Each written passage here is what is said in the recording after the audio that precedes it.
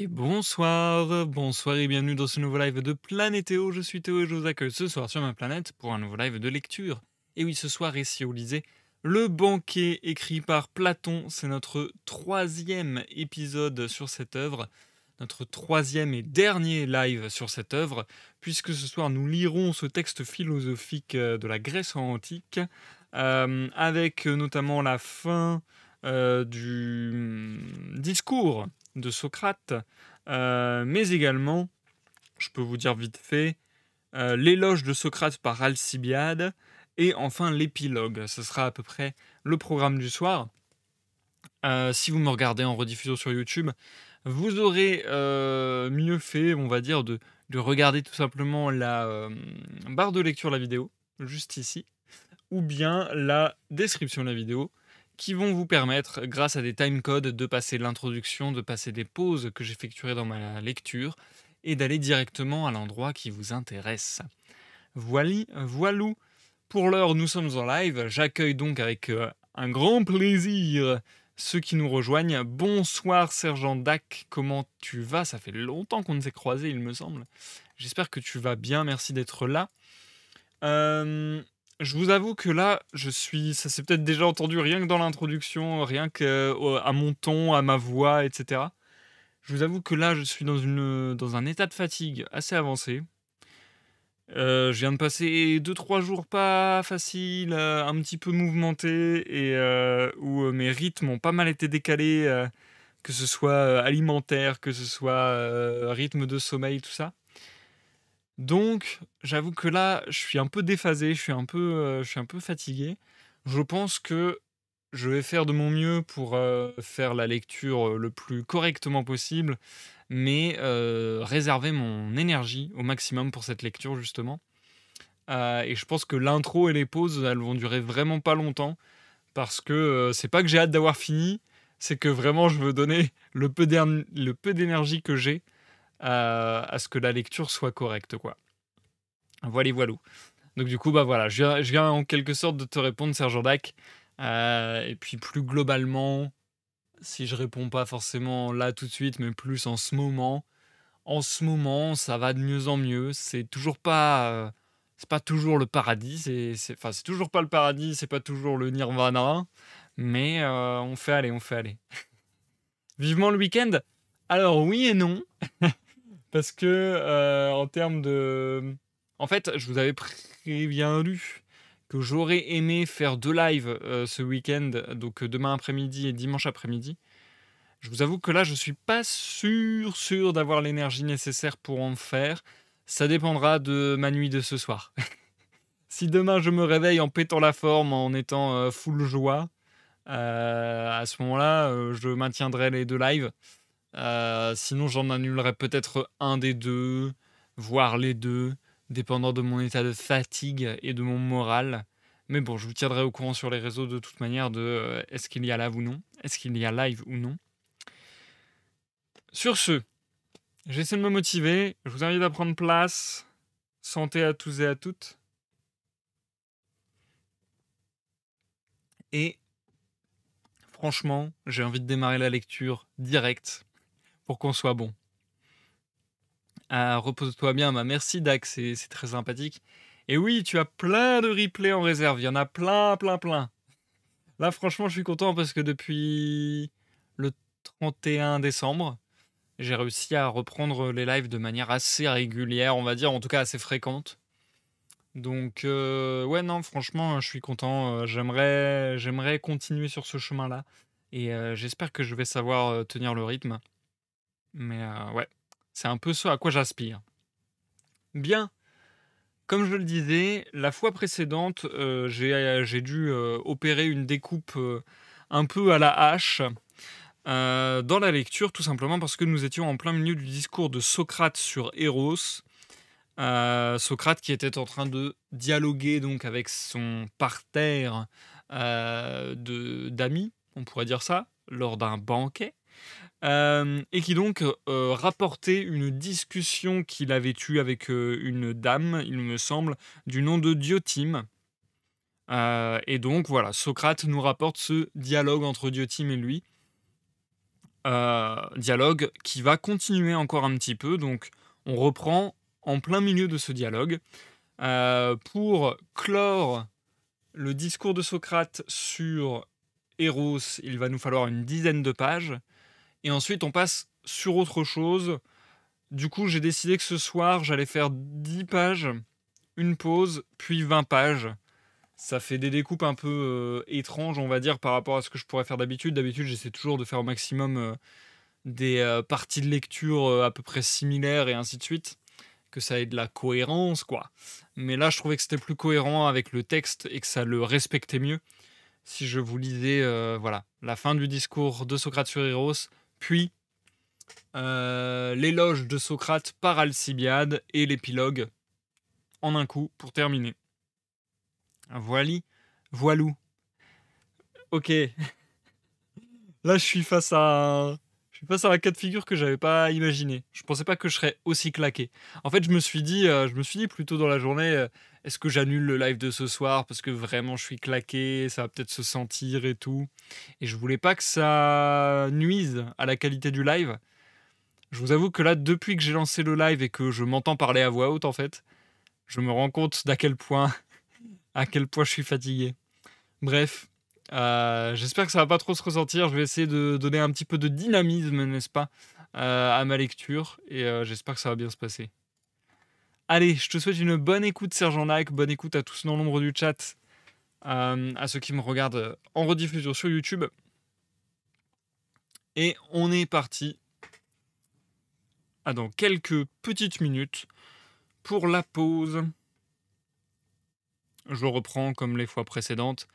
Je pense que je vais peut-être reprendre un paragraphe en amont pour que vous arriviez à... Enfin, un paragraphe complet en amont afin que vous arriviez à vous remettre dans le train de la discussion, dans le train du dialogue entre Diotime et Socrate. Du coup, on repart avec Diotime. Je vais vous le repréciser comme ça sera peut-être plus facile à la rediff de rattacher les wagons. Bref.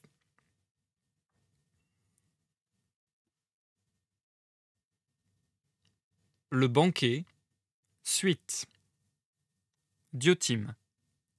Il y a bien aussi un récit qui raconte que chercher la moitié de soi-même, c'est aimer. Ce que je dis, moi, c'est qu'il n'est d'amour ni de la moitié ni du tout, à moins par hasard que ce soit, mon ami, une bonne chose, car les gens acceptent de se faire couper les mains et les pieds quand ces parties d'eux-mêmes leur semblent mauvaises. Je ne crois pas en effet que chacun s'attache à ce qui lui appartient, sauf si l'on s'entend pour appeler bon ce qui nous appartient, ce qui est à nous, et mauvais ce qui nous est étranger. En effet, les êtres humains n'aiment rien d'autre que ce qui est bon. N'est-ce pas ton avis ?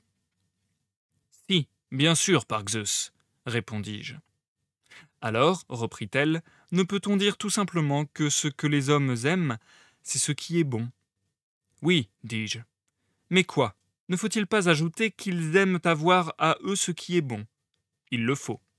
Et dès lors, reprit-elle, non seulement l'avoir à eux, mais aussi l'avoir toujours à eux. Cela aussi, il faut l'ajouter. Alors, l'objet de l'amour, c'est en somme d'avoir à soi ce qui est bon, toujours. C'est parfaitement vrai, repris-je. Puisque à présent, poursuivit-elle, il est clair que l'amour consiste toujours en cela, quel genre d'existence mènent ceux qui poursuivent cette fin et à quel type d'activité se livrent-ils, si l'on est prêt à donner au sérieux dont ils font preuve et à l'effort qu'ils consentent le nom d'amour ? De quelle sorte de besogne s'agit-il ? Saurais-tu me le dire ? Certainement pas, Diotime, repris-je.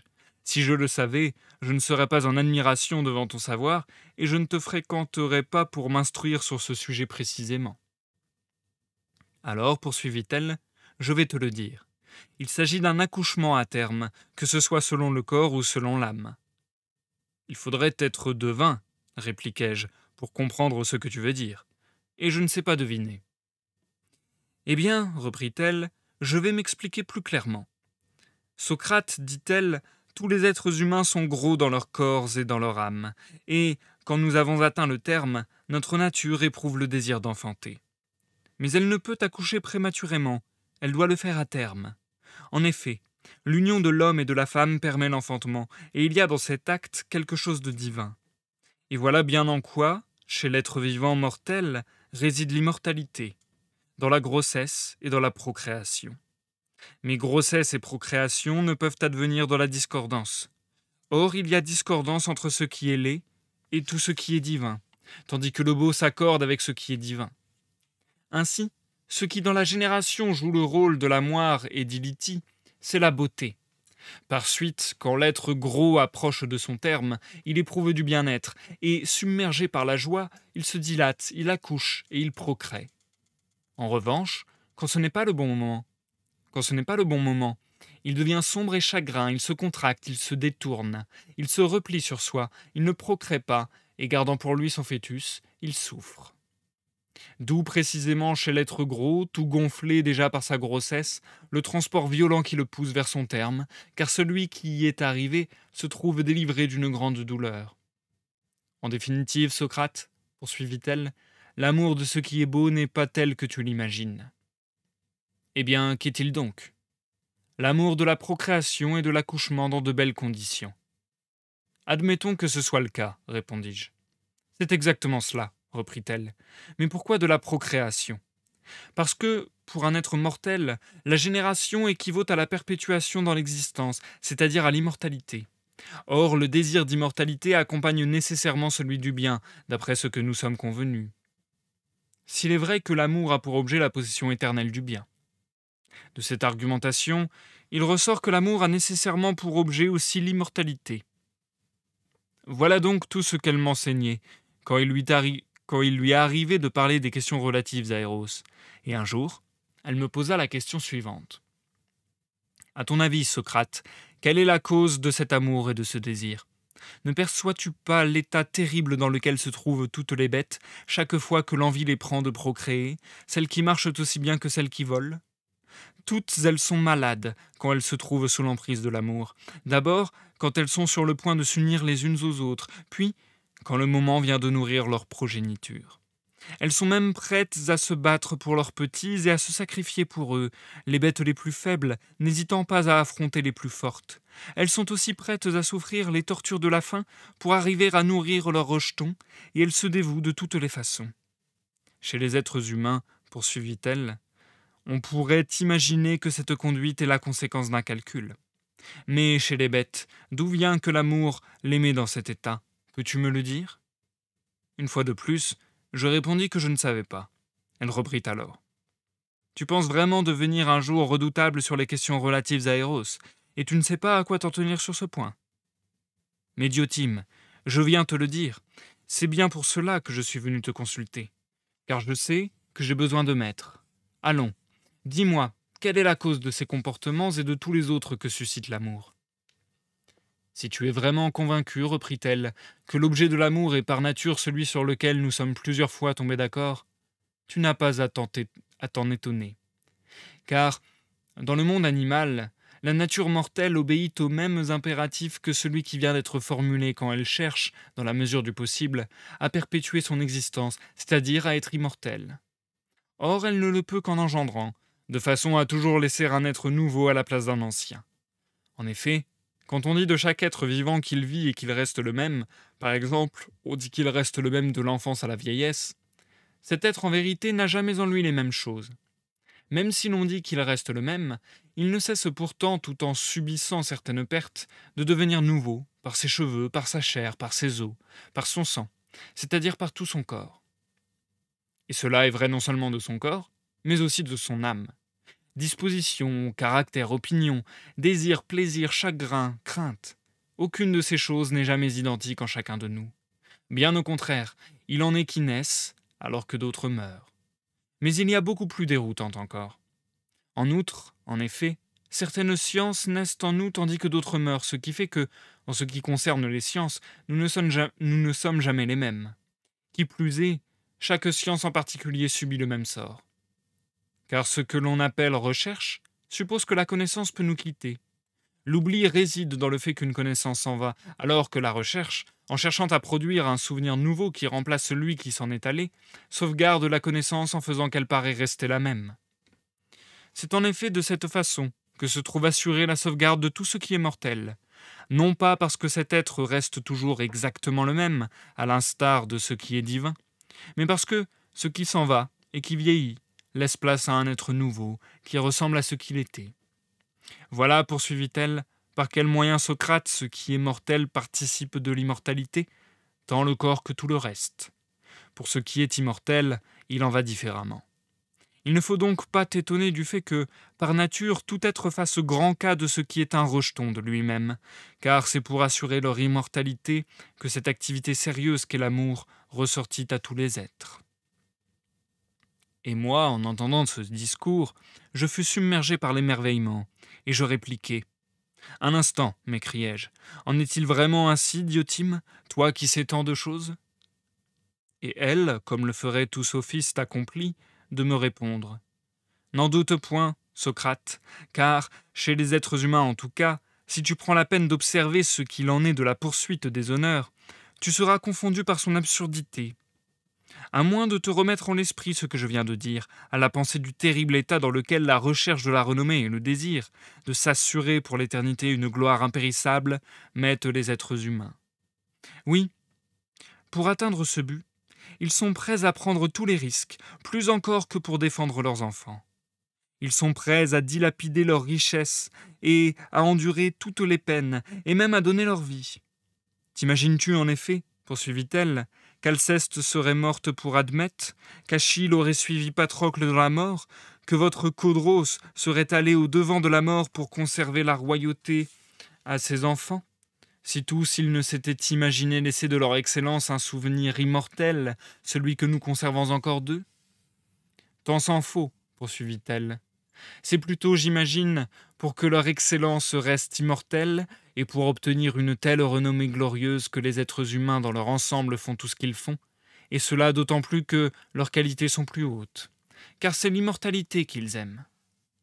Cela dit, poursuivit-elle, ceux qui sont féconds selon le corps se tournent de préférence vers les femmes, et leur façon d'être amoureux, c'est de chercher, en engendrant des enfants, à s'assurer, s'imagine-t-il, l'immortalité, le souvenir et le bonheur, pour la totalité du temps à venir. Il y a encore ceux qui sont féconds selon l'âme. Oui, précisa-t-elle, il en est qui sont plus féconds dans leur âme que dans leur corps, cherchant à s'assurer ce dont la gestation et l'accouchement reviennent à l'âme. Et cela, qu'est-ce donc? La pensée est toute autre forme d'excellence. Dans cette classe, il faut ranger tous les poètes qui sont des procréateurs et tous les artisans que l'on qualifie d'inventeurs. Mais, poursuivit-elle, la partie la plus haute et la plus belle de la pensée, c'est celle qui concerne l'ordonnance des cités et des domaines. On lui donne le nom de modération et de justice. Quand, par ailleurs, parmi ces hommes, il s'en trouve un qui est fécond selon l'âme depuis son jeune âge, parce qu'il est divin, et que, l'âge venu, il sent alors le désir d'engendrer et de procréer, bien entendu il cherche, j'imagine, en jetant les yeux de tous côtés, la belle occasion pour procréer. Jamais, en effet, il ne voudra procréer dans la laideur. Aussi s'attache-t-il, en tant qu'il est gros, au beau corps plutôt qu'au laid, et s'il tombe sur une âme qui est belle, noble et bien née, il s'attache très fortement à l'une et à l'autre de ses beautés. Et devant un individu de cette sorte, il sait sur le champ parler avec aisance de la vertu, c'est-à-dire des devoirs et des occupations de l'homme de bien, et il entreprend de faire l'éducation du jeune homme. C'est que, j'imagine, au contact avec le bel objet et dans une présence assidue auprès de lui, il enfante et il procrée ce qu'il portait en lui depuis longtemps. Qu'il soit présent ou qu'il soit absent, sa pensée revient à lui, et de concert avec lui il nourrit ce qu'il a procréé. Ainsi une communion bien plus intime que celle qui consiste à avoir ensemble des enfants, une affection bien plus solide, s'établissent entre de tels hommes. Plus beaux en effet et plus assurés de l'immortalité sont les enfants qu'ils ont en commun. Tout homme préférera avoir des enfants de ce genre plutôt que des enfants qui appartiennent au genre humain. Et en considérant Homère, Hésiode et les autres grands poètes, il les envie de laisser de même des rejetons qui sont à même de leur assurer une gloire, c'est-à-dire un souvenir éternel, parce que leurs poèmes sont immortels. Ou encore, poursuivit-elle, envie-t-il le genre d'enfants que Lycurgue a laissés à Lacédémone, et qui assurèrent le salut de Lacédémone et, pour ainsi dire, celui de la Grèce tout entière. Et chez vous, c'est Solon qui est honoré, comme le père de vos lois. Il ne faut pas oublier les autres hommes qui, dans bien d'autres endroits, que ce soit chez les Grecs ou chez les barbares, ont accompli plein de belles choses en engendrant des formes variées d'excellence. À cela, de tels enfants ont valu de nombreux sanctuaires, alors que les enfants qui appartiennent à l'espèce humaine n'ont encore valu rien de tel à personne. Voilà sans doute, Socrate, en ce qui concerne les mystères relatifs à Eros, les choses auxquelles tu peux, toi aussi, être initié. Mais la révélation suprême et la contemplation, qui en sont également le terme quand on suit la bonne voie, je ne sais si elles sont à ta portée. Néanmoins, dit-elle, je vais parler sans ménage mon zèle. Essaie de me suivre, toi aussi, si tu en es capable. Il faut en effet, reprit-elle, que celui qui prend la bonne voie pour aller à ce but commence dès sa jeunesse à rechercher les beaux corps. Dans un premier temps, s'il est bien dirigé par celui qui le dirige,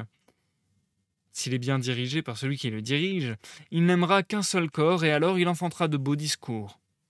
Puis il constatera que la beauté qui réside en un corps quelconque est sœur de la beauté qui se trouve dans un autre corps, et que, si on s'en tient à la beauté de cette sorte, il serait insensé de ne pas tenir pour une et identique la beauté qui réside dans tous les corps. Une fois que cela sera gravé dans son esprit, il deviendra amoureux de tous les beaux corps, et son impérieux amour pour un seul être se relâchera. Il le dédaignera et le tiendra pour peu de choses. Après quoi, c'est la beauté qui se trouve dans les âmes qu'il tiendra pour plus précieuse que celle qui se trouve dans le corps, en sorte que, même si une personne ayant une âme admirable se trouve n'avoir pas un charme physique éclatant, il se satisfait d'aimer un tel être, de prendre soin de lui, d'enfanter pour lui des discours susceptibles de rendre la jeunesse meilleure, de telle sorte, par ailleurs, qu'il soit contraint de discerner la beauté qui est dans les actions et dans les lois, et de constater qu'elle est toujours semblable à elle-même, en sorte que la beauté du corps compte pour peu de choses à son jugement. Après les actions, c'est aux sciences que le mènera son guide, pour qu'il aperçoive dès lors la beauté qu'elle recèle et que, les yeux fixés sur la vaste étendue déjà occupée par le beau, il cesse, comme le ferait un serviteur attaché à un seul maître, de s'attacher exclusivement à la beauté d'un unique jeune homme, d'un seul homme fait ou d'une seule occupation, servitude qui ferait de lui un être minable et à l'esprit étroit. Pour que, au contraire, tourné vers l'océan du beau et le contemplant, il enfante de nombreux discours qui soient beaux et sublimes, et des pensées qui naissent dans un élan vers le savoir où la jalousie n'a point part, jusqu'au moment où, rempli alors de force et grandi, il aperçoive enfin une science qui soit unique et qui appartienne au genre de celle qui a pour objet la beauté dont je vais parler. Efforce-toi, poursuivit-elle, de m'accorder toute l'attention dont tu es capable. En effet, celui qui a été guidé jusqu'à ce point par l'instruction qui concerne les questions relatives à Eros, lui qui a contemplé les choses belles dans leur succession et dans leur ordre correct, parce qu'il est désormais arrivé au terme suprême des mystères d'Eros, apercevra soudain quelque chose de merveilleusement beau par nature. Cela justement, Socrate, qui était le but de tous ses efforts antérieurs. Une réalité qui tout d'abord n'est pas soumise au changement, qui ne naît ni ne périt, qui ne croît ni ne décroît. Une réalité qui par ailleurs n'est pas belle par un côté et laide par un autre, belle à un moment et laide à un autre, belle sous un certain rapport et laide sous un autre, belle ici et laide ailleurs, belle pour certains et laide pour d'autres. Et cette beauté ne lui apparaîtra pas davantage comme un visage, comme des mains ou comme quoi que ce soit d'autre qui ressortisse au corps, ni même comme un discours ou comme une connaissance certaine. Elle ne sera pas non plus, je suppose, située dans un être différent d'elle-même, par exemple dans un vivant, dans la terre ou dans le ciel, ou dans n'importe quoi d'autre. Non, elle lui apparaîtra en elle-même et pour elle-même, perpétuellement unie à elle-même dans l'unicité de son aspect, alors que toutes les autres choses qui sont belles participent de cette beauté d'une manière telle que ni leur naissance ni leur mort ne la croît ni ne la diminue en rien et ne produit aucun effet sur elle. Toutes les fois donc que, en partant des choses d'ici-bas, on arrive à s'élever par une pratique correcte de l'amour des jeunes garçons, on commence à contempler cette beauté-là, on n'est pas loin de toucher au but. Voilà donc quelle est la droite voie qu'il faut suivre dans le domaine des choses de l'amour, ou sur laquelle il faut se laisser conduire par un autre. C'est, en prenant son point de départ dans les beautés d'ici-bas pour aller vers cette beauté-là, de s'élever toujours, comme au moyen d'échelons, en passant d'un seul beau corps à deux, de deux beaux corps à tous les beaux corps, et des beaux corps aux belles occupations, et des occupations vers les belles connaissances qui sont certaines, puis des belles connaissances qui sont certaines, vers cette connaissance qui constitue le terme, celle qui n'est autre que la science du beau lui-même, dans le but de connaître finalement la beauté en soi. C'est à ce point de la vie, mon cher Socrate, reprit l'étrangère de Mantinée, plus qu'à n'importe quel autre, que se situe le moment où, pour l'être humain, la vie vaut d'être vécue, parce qu'il contemple la beauté en elle-même. Si un jour tu parviens à cette contemplation, tu reconnaîtras que cette beauté est sans rapport avec l'or, les atours, les beaux enfants et les beaux adolescents dont la vue te bouleverse à présent. Oui, toi et beaucoup d'autres, qui souhaiteriez toujours contempler vos bien-aimés, et toujours profiter de leur présence si la chose était possible. Vous êtes tout prêts à vous priver de manger et de boire, en vous contentant de contempler vos bien-aimés et de jouir de leur compagnie.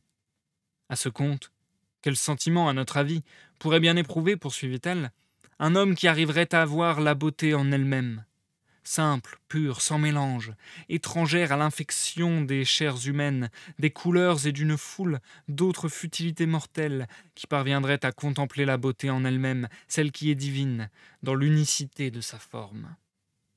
Estimes-tu, poursuivit-elle, qu'elle est minable la vie de l'homme qui élève les yeux vers là-haut, qui contemple cette beauté par le moyen qu'il faut et qui s'unit à elle? Ne sens-tu pas, dit-elle, que c'est à ce moment-là uniquement, quand il verra la beauté par le moyen de ce qui la rend visible, qu'il sera en mesure d'enfanter non point des images de la vertu, car ce n'est pas une image qu'il touche, mais des réalités véritables, car c'est la vérité qu'il touche.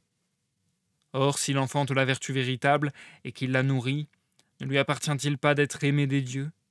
Et si, entre tous les hommes, il en est un qui mérite de devenir immortel, n'est-ce pas lui? Voilà, Phèdre, et vous tous qui m'écoutez, ce qu'a dit Diotime. Et elle m'a convaincu. Et comme elle m'a convaincu, je tente de convaincre les autres aussi que, pour assurer à la nature humaine la possession de ce bien, il est difficile de trouver un meilleur aide qu'Eros. Aussi, je le déclare, tout être humain doit-il honorer Eros. J'honore moi-même ce qui relève d'Eros, et je m'y adonne plus qu'à tout. J'exhorte aussi les autres à faire de même. Maintenant, et en tout temps, je fais l'éloge de la puissance d'Eros, de sa vaillance, autant qu'il est en mon pouvoir. Voilà quel est mon discours, Phèdre. Considère-le, si tu le souhaites, comme un éloge adressé à Eros. Sinon, donne-lui le nom qu'il te plaira de lui donner. Tel fut le discours que tint Socrate.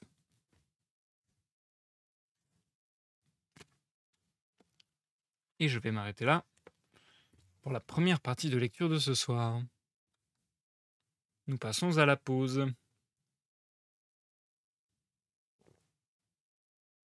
Ok, bon. Je pense avoir à peu près réussi à suivre, même si je vous avoue que la fatigue me gagne, c'est un truc de fou. Ok, donc du coup c'est marrant parce que au travers du discours de Socrate, finalement c'est énormément Diotime qui va s'exprimer.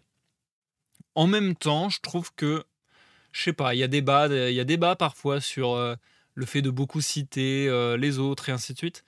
Moi, je trouve qu'il y a une certaine humilité à citer les autres potentiellement, parce que il y a un peu un truc comme ça de l'ordre de bah ok, j'ai compris que telle ou telle personne était meilleure que moi dans la matière et que ses mots étaient plus parlants, plus justes. Donc à quoi bon donner les miens qui ne restitueront pas aussi bien l'idée. Donc du coup, je trouve qu'il y a une figure assez, enfin, potentiellement humble dans le fait de citer. Et du coup, je trouve ça marrant que le discours de Socrate sur Eros soit quasiment constitué exclusivement du dialogue qu'il a pu avoir avec Diotime. Et là, particulièrement dans la partie de ce soir, des longs monologues de Diotime. Donc ça, c'est intéressant à relever, je trouve. Après, sinon, sur la thèse sur Eros, euh, c'est marrant parce que je m'attendais pas à quelque chose d'aussi, je vais dire, bateau, même si en même temps c'est compréhensible, parce que il faut bien se dire que c'est la Grèce antique, et il faut bien se dire que c'est 4 siècles avant Jésus-Christ. Et puis, il faut se dire aussi que potentiellement, sur ces idées un petit peu abstraites, je ne sais pas si l'être humain a fondamentalement beaucoup changé. Mais en tout cas, ce que je voulais dire surtout, c'est que oui, c'est peut-être une idée à laquelle on est habitué surtout d'imaginer que... Enfin, en tout cas, c'est un discours que j'ai déjà souvent entendu L'idée que, en fait, l'amour, c'est juste, le désir «d'immortalité» entre guillemets et juste le désir de, bah, voilà, de, par sa progéniture, j'ai envie de dire, heu, ben, continuer de «vivre toujours» entre guillemets. Hem, Personnellement, j'avoue que c'est une manière de voir les choses que je trouve très dérangeante, perso, mais en même temps, je conçois que ce soit quelque chose de très fort chez beaucoup de gens.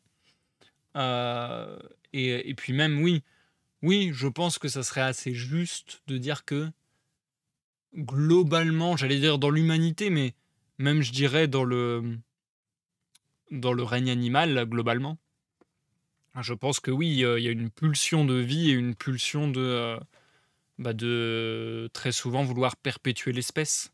Alors bien sûr, c'est pas, comment dire?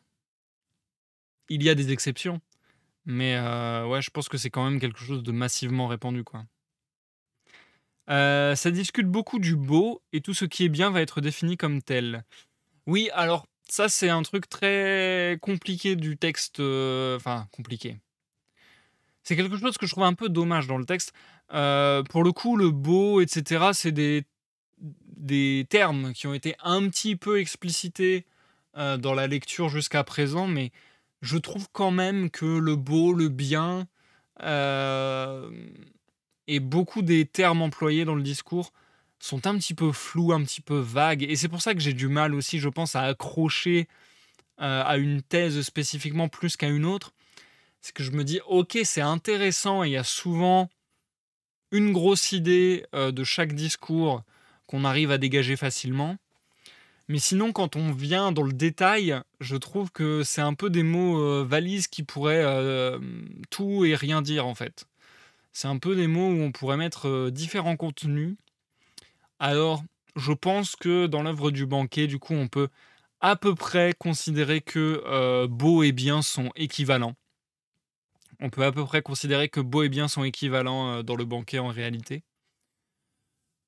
Mais, je sais pas, je me dis des fois je me suis dit: «Mais merde, de quoi il parle en particulier?» parce que ensuite l'idée de ne pas poursuivre forcément l'immortalité dans la procréation, mais aussi dans l'âme, et dans le corps et ainsi de suite avec par exemple, les poètes, les artisans, les inventeurs, tout ça. Ça pareil, je trouve que c'est une idée qu'on a déjà entendue souvent, qu'en fait, beaucoup, bah, d'artistes par exemple, cherchent à tout prix à, mmh, à entrer dans la postérité comme on dit. Donc oui, je conçois et c'est des idées, intéressantes et assez souvent évoquées. L'idée que, bah, voilà, on a juste envie de laisser quelque chose en fait. Quelque part, c'est un peu ça. C'est qu'est-ce qu'on laisse? C'est quoi «notre héritage» entre guillemets? Je pense que ça rejoint un peu ces questions-là. Qu'est-ce qu'on laisse au monde et est-ce que le monde va se souvenir de nous et ainsi de suite? Il y a un peu un truc de cet ordre-là. Donc oui, je trouve ça intéressant. Maintenant, je sais pas, je suis un peu, je m'attendais à ce que ça aille peut-être plus loin, en fait, je sais pas. Je m'attendais à ce que ça aille peut-être plus loin, que ça aille chercher des trucs un peu plus dans le détail. C'est vrai que là, je trouve que ça reste relativement généralisant, global et quand même abstrait quelque part. C'est assez classique, j'ai l'impression dans les trucs de philo anciens de tout le temps chercher le meilleur. Peut-être. Après, c'est très actuel aussi, hein, tu sais? Enfin, moi en tout cas je trouve. C'est vrai qu'aujourd'hui il y a énormément le discours de, devenir la meilleure version de soi-même. Chose que j'ai dit souvent moi-même et où maintenant c'est vrai que j'ai un peu plus du mal avec cette phrase-là parce que je me dis: «Mais en fait c'est un peu une quête, stressante». Je trouve que c'est un peu une quête, sans fin, quoi. C'est quelque part ne pas accepter qu'on est imparfait et tout le temps, courir après quelque chose, quoi. Toujours être frustré, Toujours se dire, «Oui, mais je peux être encore meilleur, je peux être encore meilleur, je peux être encore meilleur». Comme à la fois, ça peut être très moteur. Ça peut être très moteur de se dire: «Bah, je vais m'améliorer», Je trouve qu'en fait, ça dépend vachement de la personnalité des gens. C'est pour ça que j'ai du mal avec une philosophie très englobante qui essayerait d'expliquer les comportements généraux, de toute l'humanité ou quoi que ce soit. Parce que je trouve que, il y a tellement comment dire? De causes presque environnementales qui entrent en compte. Heu, Ton entourage, les gens que tu as côtoyés, ton mood. Est-ce que tu te sens bien? Est-ce que tu te sens mal à ce moment-là de ta vie? Il y a tellement de choses qui entrent en compte et qui peuvent, radicalement avoir des impacts différents et tu peux avoir vraiment des gens qui vont se tenir le même discours pour continuer sur, la lancée de ce qu'on était en train de dire. Peut-être un discours de, «Je vais m'améliorer, je vais être la meilleure, version de moi-même» et peut-être que pour certains, ou peut-être même pour la même personne à des différents moments de leur vie, dans des circonstances différentes de leur vie, ça va être ultra porteur et ça va vachement les aider, ça va vachement les soutenir dans un moment, ça va vachement, oui, devenir, bah, voilà, faire moteur et faire qu'ils avancent sur un chemin, qui leur est favorable, on pourrait dire. Alors qu'à d'autres moments, ça pourrait peut-être, complètement les flinguer, complètement leur mettre un stress, leur mettre la pression ou que sais-je. Heu, donc je sais pas, c'est vrai que c'est intéressant, c'est grave intéressant la philosophie de toute manière, et je répète qu'en ce moment, j'ai vraiment un certain appétit à vouloir lire de la philosophie. J'ai vraiment envie de découvrir. Je pense que j'ai laissé pas mal de côté la philosophie et je suis très curieux d'en découvrir un maximum, parce que je me dis que même presque personnellement, ça pourrait me faire me poser des questions, bah, sur ma vie, sur la vie et ainsi de suite, et que peut-être ça pourrait être, intéressant pour mon parcours de vie tout simplement. Mais c'est vrai aussi que j'ai toujours ce truc-là de me dire, «Ah, c'est tellement circonstancié que je trouve ça difficile de trouver quelque chose d'ultra parlant quand même». Je sais pas, c'est bizarre. Enfin bon, trêve de bavardage, parce que là je suis fatigué et que, j'ai pas le niveau de j'ai pas le niveau d'énergie pour pouvoir avoir ce genre de discussion, trop longtemps. Je pense qu'on va enchaîner la fin de la lecture tout de suite.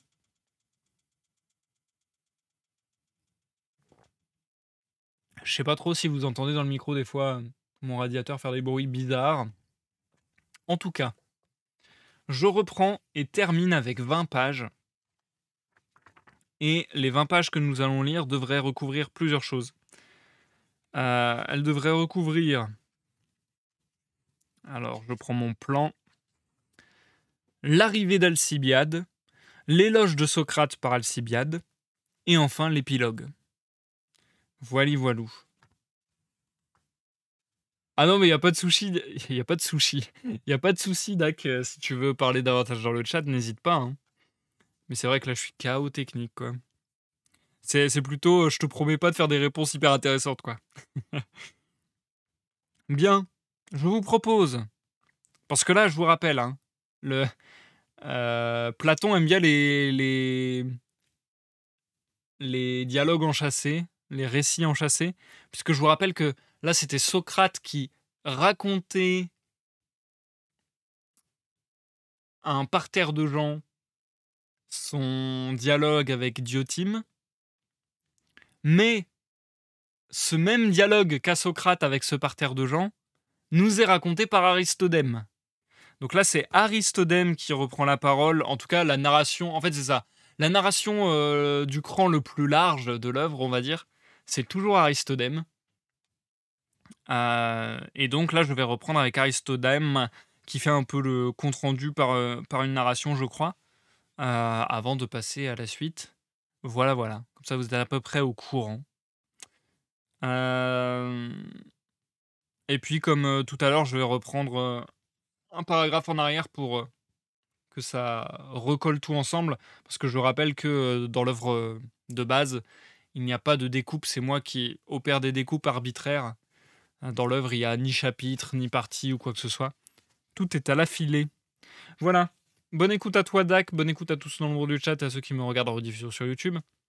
Et cette fois-ci, dans de longues minutes, parce que je vais jusqu'au bout de l'œuvre. Encore 20 pages. Ça risque de prendre du temps. Je vais jusqu'au bout de l'œuvre avant de m'arrêter avec l'outro. À tout à l'heure. Bonne écoute à tous.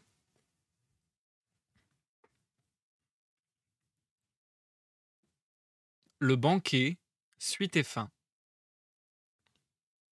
Voilà quel est mon discours, Phèdre. Considère-le, si tu le souhaites, comme un éloge adressé à Eros. Sinon, donne-lui le nom qu'il te plaira de lui donner. Aristodème. Tel fut le discours que tint Socrate. On le félicitait, tandis qu'Aristophane tentait de prendre la parole, car Socrate avait, en parlant, fait allusion à son discours. Soudain, on frappa à la porte de la cour, qui rendit un grand bruit. Ce devaient être des participants à un komos, car on entendait le son d'une joueuse d'aulos. Alors Agathon intervint. « Serviteur, dit-il, allez vite voir, et si c'est l'une de mes connaissances, invitez-le. Sinon, dites que nous ne sommes plus en train de boire et que nous commençons à dormir. » Un instant plus tard, on entendit dans la cour la voix d'Alcibiade, qui, complètement ivre, criait à tue-tête. Il demandait où était Agathon, où il voulait être conduit auprès d'Agathon. On le conduit auprès des convives, soutenu par la joueuse d'Aulos et par quelques-uns de ses compagnons. Il s'arrête sur le seuil de la pièce, portant une couronne touffue de lierre et de violettes, et la tête couverte d'un tas de bandelettes. Et il dit : « Messieurs, bien le bonsoir. Accepterez-vous qu'un homme complètement ivre se joigne à votre banquet ? Ou devrons-nous partir en nous bornant à couronner Agathon, ce pourquoi nous sommes venus exprès ? Hier, en effet, dit-il, je me suis trouvé dans l'impossibilité de venir. J'arrive maintenant avec ces bandelettes sur la tête pour les faire passer de ma tête sur celle de l'homme qui a le plus de talent et qui est le plus beau, si cette expression m'est permise, et l'en couronner. N'allez-vous pas vous moquer de moi sous le prétexte que je suis ivre ? Vous avez beau rire, je sais parfaitement bien, moi, que je dis la vérité. Répondez-moi sur le champ. Je vous ai dit mes conditions. Puis-je entrer, oui ou non ? Puis-je me joindre à vous pour boire ? Tout le monde l'acclama et lui demanda d'entrer et de prendre place sur un lit. Agathon l'appelle. Alcibiade se dirige vers lui, conduit par ses compagnons et se met à dénouer de son front les bandelettes pour en couronner Agathon. Comme il a ses bandelettes devant les yeux, il n'aperçoit pas Socrate, et il va s'asseoir à côté d'Agathon, entre Socrate et lui, car Socrate s'est écarté lorsqu'il a aperçu Alcibiade. Il s'assied donc près d'eux, embrasse Agathon et lui met la couronne sur la tête. C'est alors qu'Agathon prend la parole. « Serviteur, déchaussez Alcibiade pour qu'il soit le troisième à cette table. »« Parfait, répondit Alcibiade. Mais qui avons-nous comme troisième convive ? » En disant cela, il se retourne et aperçoit Socrate. À cette vue, il a un mouvement de recul. « Par Héraclès, lance-t-il, qu'est-ce qui arrive ? Socrate, ici. Encore une embûche que tu me tends, couché à cette place. À ton habitude, tu surgis à l'improviste, là où je m'attendais le moins à te trouver. Et maintenant, que viens-tu faire ici ? Et de plus, pour quelle raison occupes-tu cette place ? Bien sûr, ce n'est pas auprès d'Aristophane que tu t'es étendu, ni auprès d'un autre farceur qui fait rire et qui a l'intention de faire rire. Non, tu as trouvé le moyen de te placer auprès du plus bel homme de la compagnie. « Vois à me défendre, Agathon, reprit Socrate, car aimer cet homme, ce n'est pas pour moi une mince affaire. Depuis le moment où je suis tombé amoureux de lui, il ne m'est plus permis de tourner mon regard vers un seul beau garçon ou de parler avec lui, sans que cet homme-là devienne envieux et jaloux, sans qu'il me fasse des scènes extraordinaires et qu'il m'injurie. Pour un peu, il en viendrait même aux mains. Vois donc si, à l'heure qu'il est, tu peux l'empêcher de me faire une scène. Tâche plutôt de nous réconcilier ou, s'il lève la main sur moi, défends-moi, car sa fureur et sa passion amoureuse me font frémir d'effroi. » « Non, intervint Alcibiade, ce n'est pas possible. Entre toi et moi, il n'y a pas place pour la réconciliation. Pourtant, j'attendrai une autre fois pour me venger de tout cela. Pour l'heure, Agathon, reprit-il, Passe-moi quelques-unes de ces bandelettes. J'ai l'intention d'en ceindre la tête de cet homme-là, cette tête merveilleuse, car je crains de l'entendre me reprocher de t'avoir couronné toi, tandis que lui, qui par ses discours remporte la victoire sur tout le monde, tout le temps, et pas seulement hier comme toi, je ne l'ai pas couronné. » Sur ce, Alcibiade prend les bandelettes. Il en couronne Socrate et il s'installe sur le lit. Une fois installé, il déclara « Voyons, mes amis, vous me faites l'effet d'être bien sobre. Vous ne devez pas vous laisser râler comme cela. Il faut boire. C'est convenu entre nous. En conséquence, pour présider la beuverie, jusqu'à ce que vous ayez assez bu, c'est moi-même que je choisis. Allons, Agathon, qu'on apporte une coupe, une grande s'il y en a. Non, ce n'est vraiment pas la peine. Garçon, ordonna-t-il, tu n'as qu'à m'apporter ce récipient où refroidit le vin. » Il venait d'en apercevoir un dont la contenance était de 8 cotyles pour le moins. Il le fit remplir et il le vida le premier. Puis il ordonna de servir Socrate en disant « Avec Socrate, messieurs, mon astuce ne fonctionnera pas. Autant on lui ordonnera de boire, autant il boira, et il n'en sera pas ivre pour autant. » Le serviteur sert alors Socrate qui se met à boire. C'est alors qu'Éryximaque demande « Qu'allons-nous donc faire maintenant, Alcibiade ? Nous restons comme cela, la coupe à la main, sans tenir aucun discours, sans rien chanter, à boire tout bonnement comme les gens qui ont soif ?» Alors Alcibiade fit cette réponse. « Éryximaque, excellent fils d'un père excellent et fort expérimenté, je te salue. »« Moi de même, je te salue, Alcibiade, » reprit-il. « Mais qu'allons-nous faire ? » »« Ce que tu ordonneras, car il faut obéir. Un médecin à lui seul vaut une masse d'hommes. Ordonne donc à ton gré. »« Eh bien, écoute-moi, » dit Éryximaque. « Nous avions, avant ton arrivée, décidé que chacun à son tour devrait, en allant de la gauche vers la droite, prononcer un discours sur Eros, le plus beau qui se puisse et qui serait un éloge. Or, nous autres, nous avons tous parlé. Mais toi, puisque tu n'as pas parlé et que tu viens de boire, il est juste que tu parles, et qu'après avoir parlé tu ordonnes à Socrate ce qu'il te plaira d'ordonner, qu'il fasse de même avec son voisin de droite, et ainsi de suite. »« Voilà qui est fort bien parlé, Éryximaque, » reprit Alcibiade. « Mais quand on a trop bu, la comparaison avec des gens qui parlent à jeun risque de n'être pas équitable. Et avec cela, bienheureux, crois-tu un seul mot de ce que Socrate vient de dire ? Tu sais bien que c'est tout le contraire de ce qu'il disait qu'il voulait dire. Car si en sa présence je fais l'éloge de quelqu'un, que ce soit un dieu ou un homme qui ne soit pas lui-même, il n'hésitera pas, lui, à en venir aux mains. »« Pas de parole de mauvais augure, » répliqua Socrate. « Par Poséidon, » s'écria Alcibiade, « je te défends de protester, car en ta présence, je ne ferai l'éloge de personne d'autre que toi. »« Eh bien, fais comme tu dis, » répliqua Éryximaque, « si tel est ton souhait. Prononce un éloge de Socrate. »« Que me chantes-tu là ?» reprit Alcibiade. « Il est convenu que c'est ce que je dois faire, Éryximaque. Je dois m'attaquer à ce personnage et lui infliger la punition qu'il mérite, devant vous. »« Mon garçon, » répliqua Socrate, « qu'as-tu en tête ? Tu vas faire mon éloge en faisant rire à mes dépens ? Ou alors quoi ? » ?»« Je dirai la vérité. À toi de voir si tu me le permets. »« La vérité, mais bien sûr que je te permets de la dire. C'est même ce que je t'ordonne de faire. »« Je ne saurais m'en faire faute, » rétorqua Alcibiade. « Quant à toi, voici en tout cas ce qu'il faut faire. S'il m'arrive de dire quelque chose qui n'est pas vrai, coupe-moi la parole quand tu le souhaiteras, et fais-moi savoir que sur ce point je suis dans l'erreur. En effet, ce n'est pas de mon plein gré que je proférerai une erreur. Si cependant il m'arrive, en brassant mes souvenirs, de passer du coq à l'âne, n'en sois pas surpris, car il n'est pas facile, dans l'état où je me trouve, de donner sans achoper et de façon ordonnée une description détaillée de l'excentricité qui est la tienne. Pour faire l'éloge de Socrate, messieurs, j'aurai recours à des images. Lui croira sans doute que c'est pour faire rire à ses dépens, et pourtant c'est pour dire la vérité et non pour faire rire que je vais me servir d'images.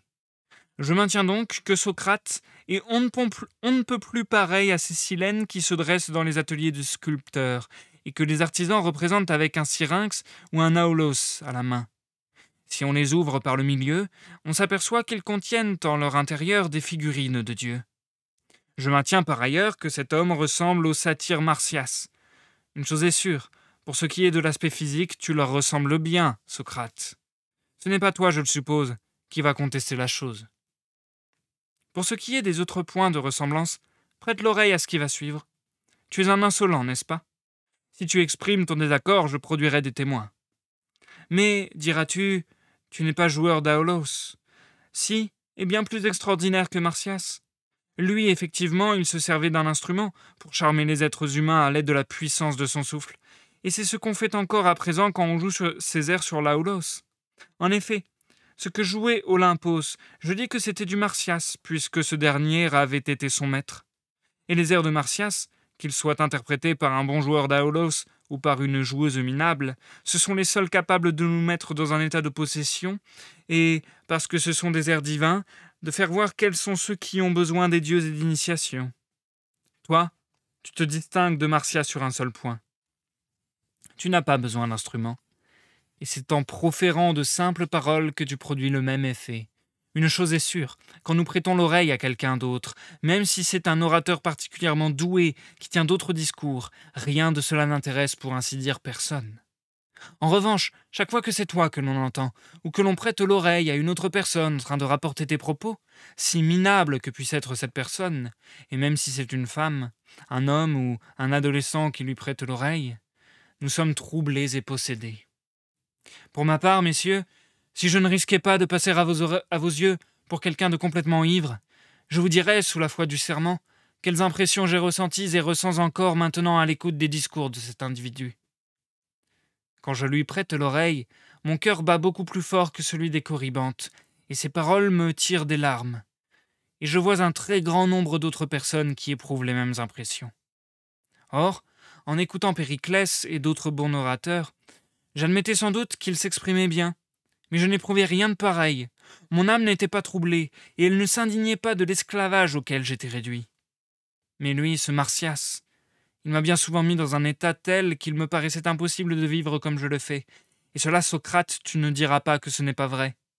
En ce moment encore, et j'en ai conscience, si j'acceptais de lui prêter l'oreille, je ne pourrais pas rester insensible, et j'éprouverais les mêmes émotions. En effet, il m'oblige à admettre que, en dépit de tout ce qui me manque, je continue à n'avoir pas souci de moi-même, alors que je m'occupe des affaires d'Athènes. Je me fais donc violence, je me bouche les oreilles comme pour échapper aux sirènes, je m'éloigne en fuyant pour éviter de rester assis là, à attendre la vieillesse auprès de lui. Il est le seul être humain devant qui j'éprouve un sentiment, qu'on ne s'attendrait pas à trouver en moi, éprouver de la honte devant quelqu'un. Il est le seul devant qui j'ai honte, car il m'est impossible, j'en ai conscience, de ne pas être d'accord avec lui, et de dire que je ne dois pas faire ce qu'il me recommande de faire. Mais chaque fois que je le quitte, je cède à l'attrait des honneurs que confère le grand nombre. Alors je déserte et je m'enfuis, et quand je l'aperçois, j'ai honte de mes concessions passées. Souvent j'aurais plaisir à le voir disparaître du nombre des hommes, mais si cela arrivait, je serais beaucoup plus malheureux encore, de sorte que je ne sais comment m'y prendre avec cet homme-là.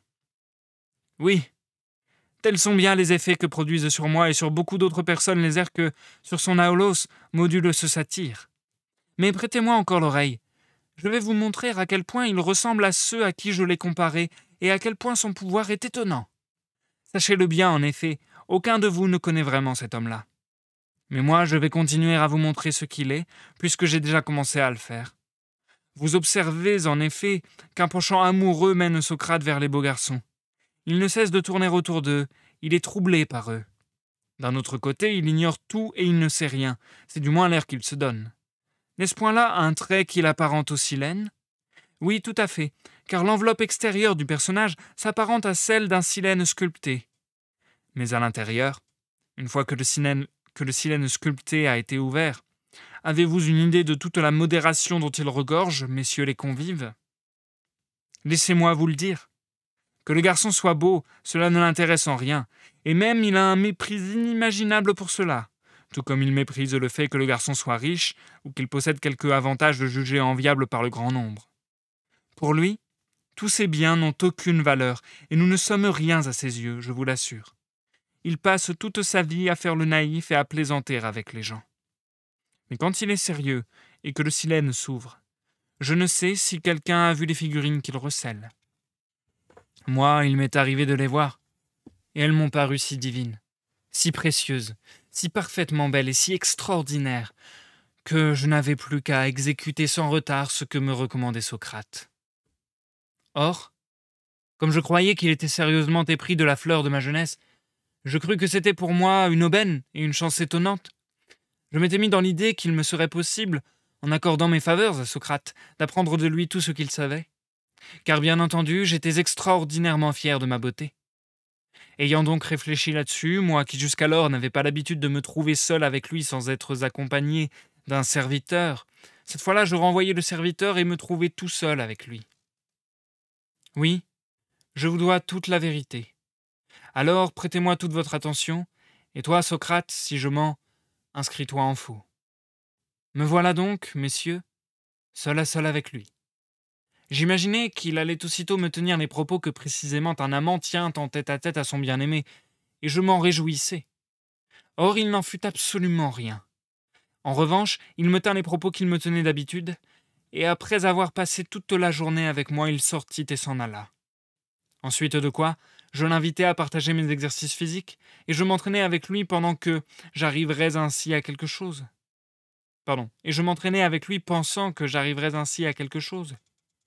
Il partageait donc avec moi les exercices physiques, et souvent il luttait avec moi sans témoin. Eh bien, que faut-il dire?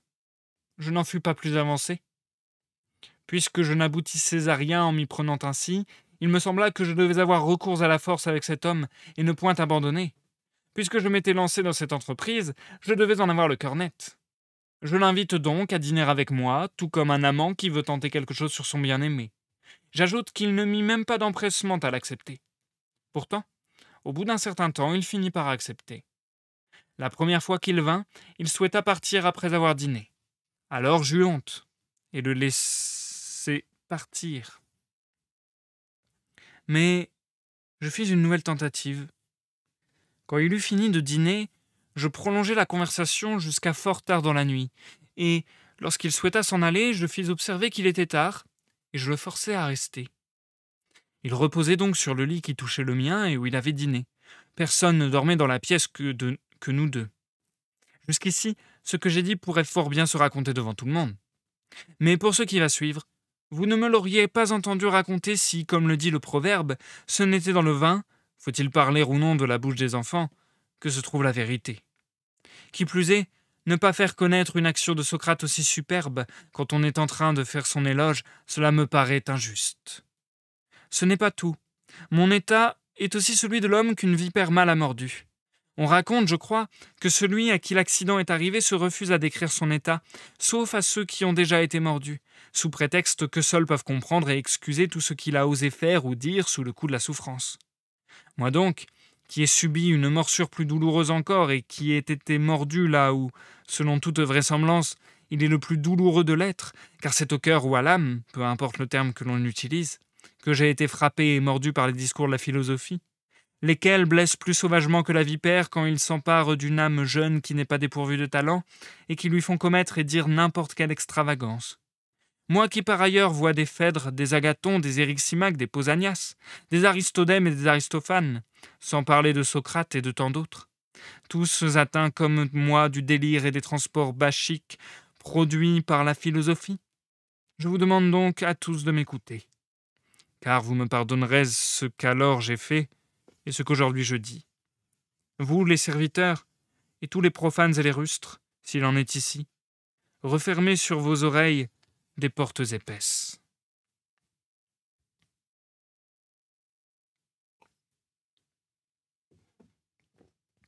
Lors donc, messieurs, que la lampe fut éteinte et que les serviteurs furent partis, j'estimai qu'avec lui, il ne fallait pas y aller par 4 chemins, mais lui faire savoir en toute liberté ce que j'estimais avoir à lui faire savoir. Et en le poussant, je lui dis « Socrate, tu dors ?»« Pas du tout, me répondit-il. Sais-tu à quoi je pense ? À quoi donc, au juste ? Je pense, repris-je, que tu es un amant digne de moi, le seul qui le soit, et je vois bien que tu hésites à m'en parler. En ce qui me concerne, voilà ce qui en est. J'estime qu'il est tout à fait déraisonnable de ne point céder à tes vœux sur ce point aussi, comme en toute autre occasion où tu aurais besoin de ma fortune ou de mes amis. Rien à mes yeux ne présente plus d'importance que de devenir le meilleur possible, et j'imagine que dans cette voie, je ne puis trouver maître qui soit mieux en mesure de m'aider que toi. Dès lors, Devant ceux qui savent à quoi s'en tenir, je serais beaucoup plus honteux de ne point céder aux vœux d'un homme comme toi, que je ne le serais devant le grand nombre qui ne sait pas à quoi s'en tenir de céder à ses vœux. » Il m'écouta, prit son air de faux naïf qui lui est si caractéristique et, dans le style qui lui est habituel, il me fit cette réponse.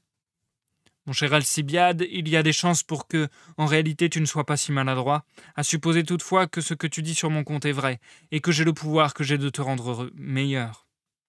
Tu vois sans doute en moi une beauté inimaginable et bien différente de la grâce que revêt ton aspect physique. Si donc, l'ayant aperçu, tu entreprends de la partager avec moi et d'échanger beauté contre beauté, le profit que tu comptes faire à mes dépens n'est pas mince. À la place de l'apparence de la beauté, c'est la beauté véritable que tu entreprends d'acquérir. Et en réalité, tu as dans l'idée de troquer de l'or contre du cuivre. Mais, bienheureux ami, fais bien attention, de peur que tu n'ailles t'illusionner sur mon compte, car je ne suis rien. La vision de l'esprit ne commence à être perçante que quand celle des yeux commence à perdre de son acuité, et tu en es encore assez loin. » Ce à quoi je répondis : « En ce qui me concerne, c'est bien cela, et il n'y a rien dans ce que j'ai dit qui ne soit conforme à ce que je pense. À toi dès lors de délibérer sur ce que tu juges le meilleur pour toi comme pour moi. » « Mais oui, répliqua-t-il, voilà qui est bien parlé. Employant en effet le temps qui vient à la délibération, nous agirons de la manière qui nous paraîtra la meilleure à nous deux, sur ce point comme sur bien d'autres. » Point de doute pour moi, après ces paroles et les miennes, je m'imaginais l'avoir blessé par les traits que je lui avais en quelque sorte décochés. Je me soulevai donc et, sans lui laisser la possibilité d'ajouter le moindre mot, j'étendis sur lui mon manteau. En effet, c'était l'hiver. Je m'allongeai sous son grossier manteau, j'enlaçai de mes bras cet être véritablement divin et extraordinaire, et je restai couché contre lui toute la nuit. Là-dessus non plus, Socrate, tu ne diras pas que je mens. Au vu des efforts que moi j'avais consentis, sa supériorité à lui s'affirmait d'autant. Il dédaigna ma beauté, il s'en moqua et se montra insolent à son égard. Et c'était précisément là que je m'imaginais avoir quelque chance, messieurs les juges, car vous êtes juges de la superbe de Socrate. Sachez-le bien, je le jure par les dieux, par les déesses, je me levai après avoir dormi aux côtés de Socrate, sans que rien de plus ne se fût passé que si j'avais dormi auprès de mon père ou de mon frère aîné. Imaginez, après cela, quel était mon état d'esprit. D'un côté, je m'estimais méprisé, et de l'autre, j'admirais le naturel de Socrate, sa modération et sa fermeté. J'étais tombé sur un homme doué d'une intelligence et d'une force d'âme que j'aurais cru introuvable. Par suite, il n'y avait pour moi moyen ni de me fâcher et de me priver de sa fréquentation, ni de découvrir par quelle voie je l'amènerais à mes fins. En effet, je savais bien que, en matière d'argent, il était plus totalement invulnérable encore qu'Ajax ne l'était offert, et que, sur le seul point où je m'imaginais qu'il se laisserait prendre, il m'avait échappé. Aucune issue, donc. J'étais asservi à cet homme comme personne ne l'avait été par personne, et je tournais en rond. De fait, tout cela m'était arrivé quand nous prîmes part ensemble à l'expédition contre Podité, au cours de laquelle nous prenions nos repas en commun. D'abord, ce qui est sûr, c'est que pour affronter les peines, il était plus fort non seulement que moi, mais aussi que tous les autres. Lorsque les communications étaient coupées en quelques points, ce qui arrive en campagne, et que nous devions rester sans manger, nul autre ne le valait en endurance pour supporter cette épreuve. En revanche, quand nous étions bien ravitaillés, il n'avait pas son pareil pour en profiter, notamment pour boire. Il n'y était pas porté, mais si on le forçait, il buvait plus que tout le monde, et le plus étonnant, c'est que personne n'a vu Socrate ivre. De cela, la preuve sera donnée tout à l'heure. Par ailleurs, pour supporter les rigueurs de l'hiver, les hivers sont terribles là-bas. Il faisait merveille. Ainsi, par exemple, un jour de gel, ce qu'on peut imaginer de plus terrible dans le genre, quand tout le monde évitait de sortir ou ne sortait qu'en mitouflé d'étonnante façon, chaussé, les pieds enveloppés de feutre et de peau d'agneau. Socrate, lui, dans ces conditions-là, sortait revêtu du même manteau qu'il avait l'habitude de porter auparavant et marchait pieds nus sur la glace plus facilement que les autres avec leurs chaussures. Les soldats le regardaient de travers, convaincus qu'il cherchait à les narguer. Voilà ce qui en est. Ce que fit d'autre part, ce que sut endurer, ce héros énergique, là-bas, un jour en campagne, cela vaut la peine d'être entendu. Concentré en effet sur ses pensées, il était à l'endroit même où il se trouvait au point du jour, resté debout à examiner un problème. Et comme cela n'avançait pas, il n'abandonnait pas, et il restait là debout à chercher. Il était déjà midi. Les hommes l'observaient tout étonnés, Ils se faisaient savoir les uns aux autres que Socrate, depuis le petit matin, se tenait là debout en train de réfléchir. En fin de compte, le soir venu, certains de ceux qui le regardaient, une fois qu'ils eurent fini de dîner, sortirent leurs paillasses dehors, car on était alors en été, et ils couchèrent au frais, tout en le surveillant pour voir s'il passerait la nuit debout. Or, il resta debout jusqu'à l'aurore, jusqu'au lever du soleil, puis, après avoir adressé sa prière au soleil, il s'en alla. Maintenant, si vous le souhaitez, passons à sa conduite au combat, car sur ce point aussi il faut lui rendre justice. Lors du combat, à la suite duquel les généraux me décernèrent le prix de courage, je n'ai dû mon salut à personne d'autre qu'à cet homme. J'étais blessé, et il refusa de m'abandonner. Et il réussit à sauver tout à la fois mes armes et moi-même. Et c'est alors, Socrate, que je recommandai aux généraux de te décerner le prix de courage. Et là-dessus, tu ne pourrais me faire de reproches ou dire que je mens. Eh bien non. Comme les généraux considéraient ma situation sociale et qu'ils souhaitaient me donner le prix de courage, tu montras plus d'empressement qu'eux pour que ce soit moi qui reçoive ce prix à ta place. Ce n'est pas tout, messieurs. Il valait la peine d'observer Socrate lorsque l'armée, quittant Délion, se repliait en déroute. Je m'y trouvais à ses côtés, moi à cheval, et lui avec son armement d'hoplite. Il se repliait donc en compagnie de Lachès, au milieu de nos hommes qui déjà se débandaient. Je tombe donc sur eux, et dès que je les vois, je les encourage à tenir bon, et je leur dis que je ne les abandonnerai point. À cette occasion-là, j'ai pu observer Socrate mieux encore qu'Apotidée, car j'avais moins à craindre puisque j'étais à cheval. D'abord, Socrate faisait preuve d'un sang-froid plus grand que Lachès, et de beaucoup.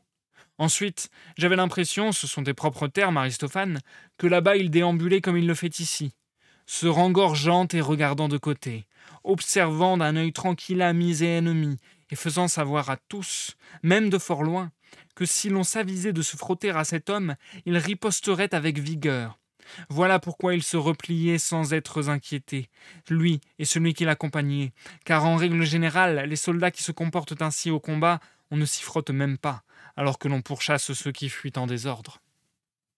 Sans doute, y aurait-il beaucoup d'autres traits que l'on pourrait louer chez Socrate, et ce sont des traits admirables. Certes, si on prend en considération sa conduite en d'autres domaines, peut-être un autre homme mériterait-il des éloges du même genre. Mais le fait que Socrate ne ressemble à aucun homme, ni d'avant ni d'aujourd'hui, c'est cela qui est digne d'une admiration sans borne. En effet, de ce que fut Achille, on peut trouver une image chez Brasidas et chez d'autres, et de ce que fut Périclès, on peut trouver une image chez Nestor et chez Anténor. Et ces cas ne sont pas les seuls.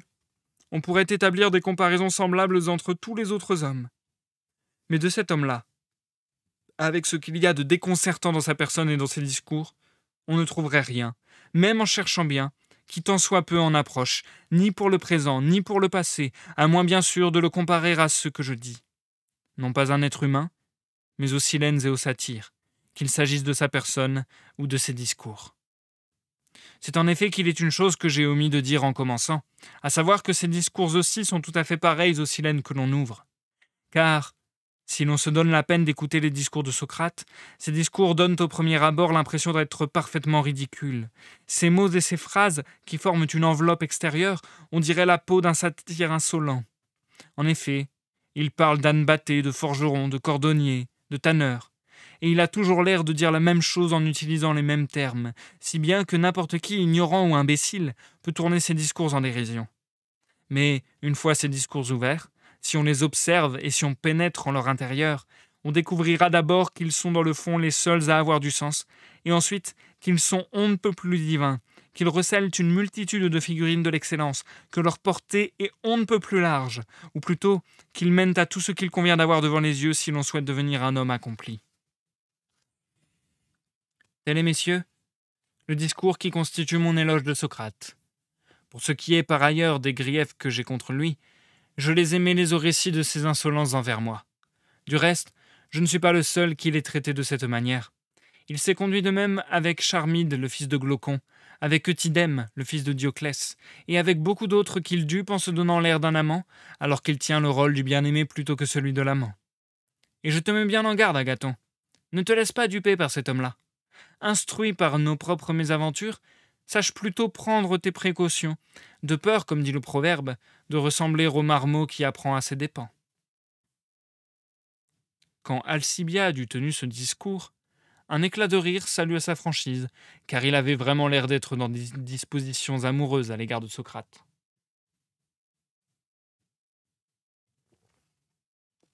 Alors, Socrate prit la parole. Alcibiade, dit-il, tu ne donnes pas l'impression d'avoir bu. Autrement, tu n'aurais pas déguisé aussi subtilement tes intentions pour essayer de cacher l'objet de tous tes discours. Tu en parles à la façon d'une chose accessoire, en lui réservant une place tout à la fin, comme si tous tes propos n'avaient pas pour but de nous brouiller, moi et Agathon. Parce que tu t'imagines que c'est toi que je dois aimer et personne d'autre, et parce qu'Agathon doit être aimé par toi et par personne d'autre. Mais ta manœuvre ne nous a pas échappé. Tout au contraire, ton drame satirique et ton histoire de Silène, nous y voyons très clair. Allons, mon cher Agathon, Alcibiade ne doit pas gagner à ce jeu.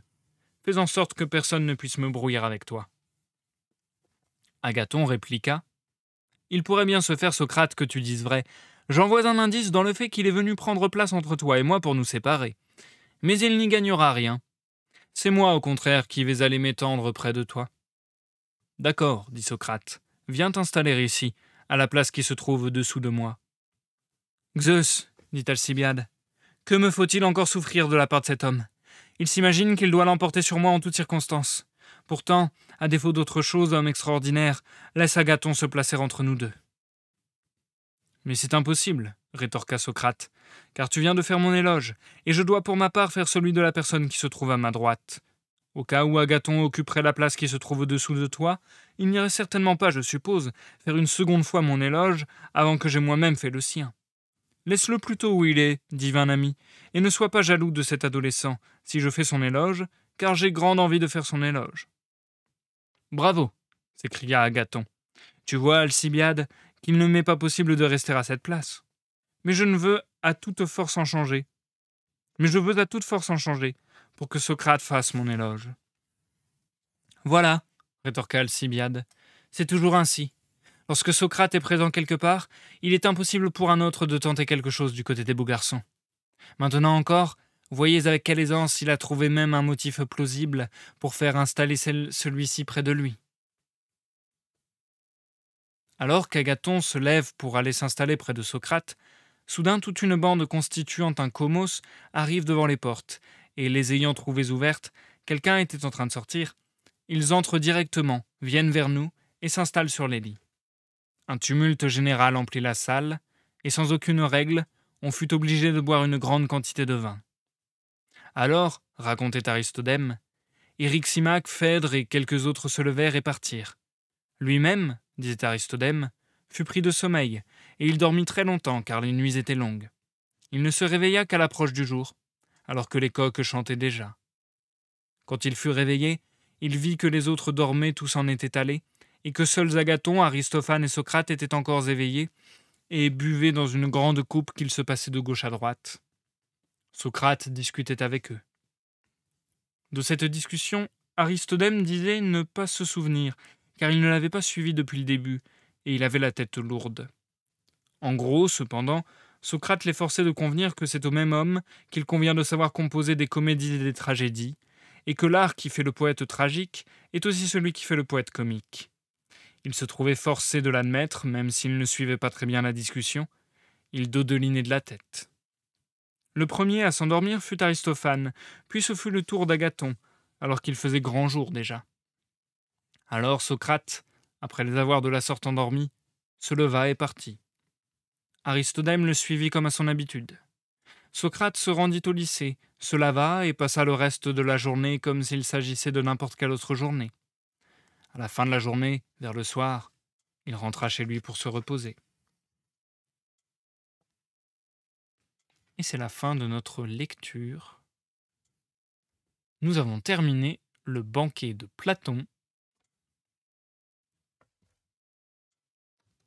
Nous passons à l'outro du live, les amis.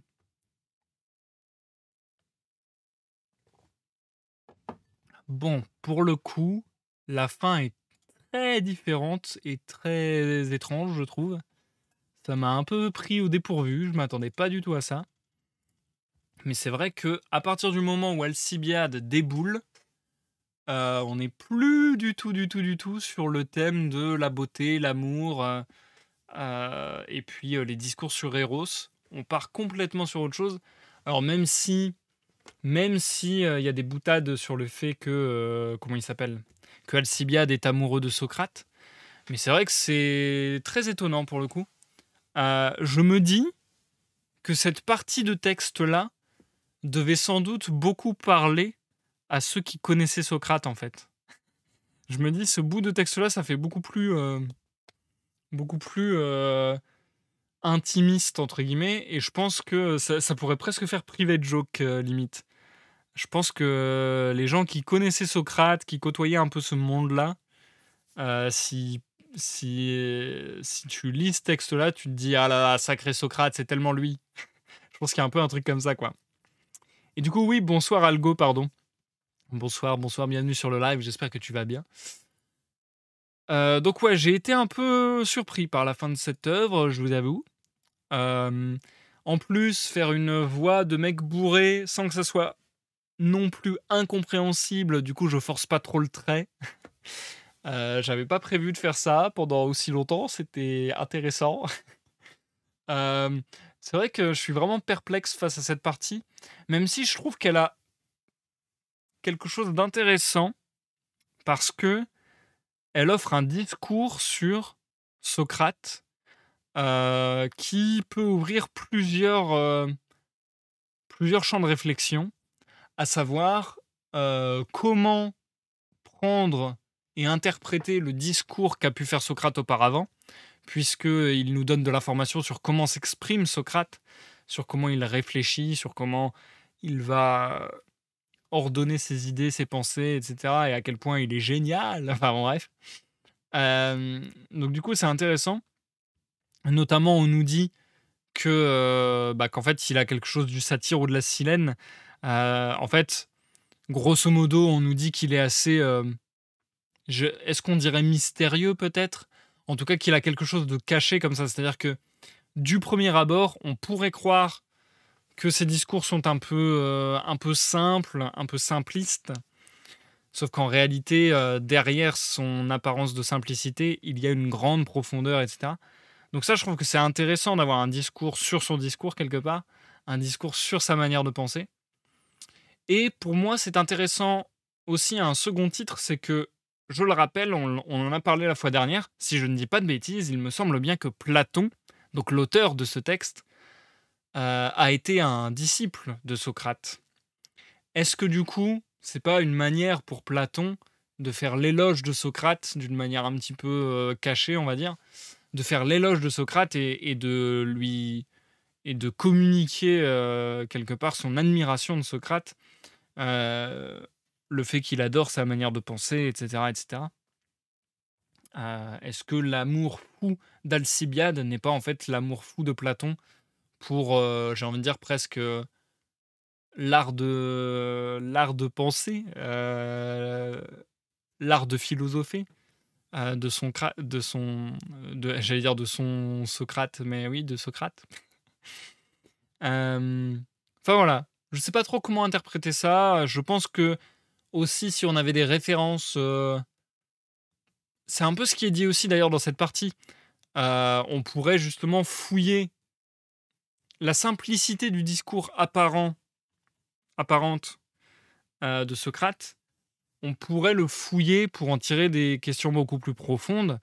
De la même manière, ça dit peut-être aussi sur tout ce texte du banquet et un peu ce que je vous disais sur les lives précédents et ce que je pense très vrai sur mes lives de lecture à voix haute quand il s'agit de philosophie.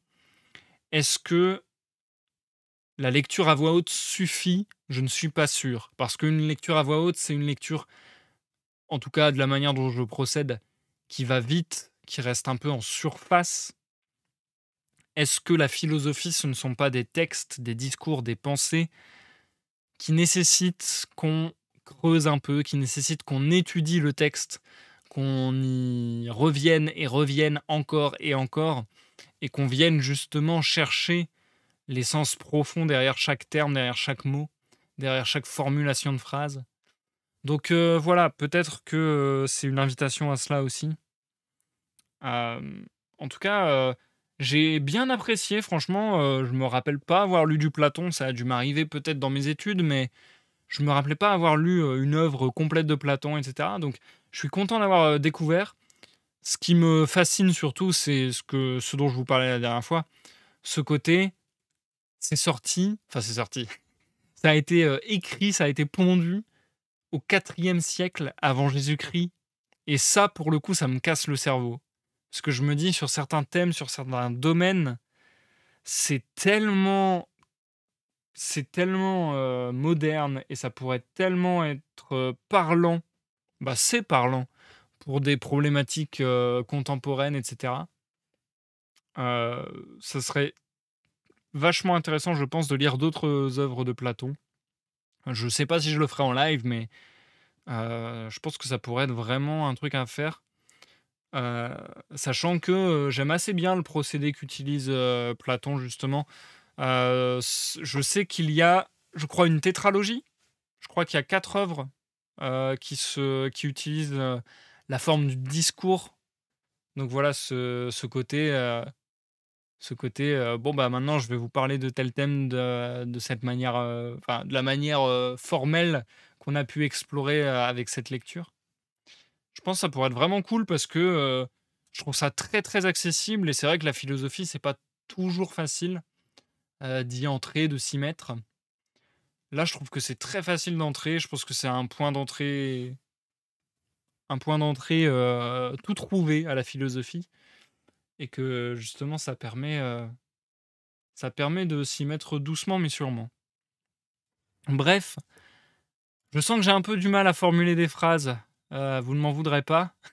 Je suis fort, fort fatigué. Je pense que je vais limite aller dormir tout de suite et que j'ai pas été dormir aussitôt depuis longtemps. Je te remercie Sergent Dac et je te remercie Algo d'être passé ce soir. Je vous tiens au courant sur les réseaux, mais si je suis en forme, demain et après-demain, il y aura un live. A priori pour faire enfin le tri de ma bibliothèque qui se trouve là juste derrière moi, de la lettre G à la lettre K.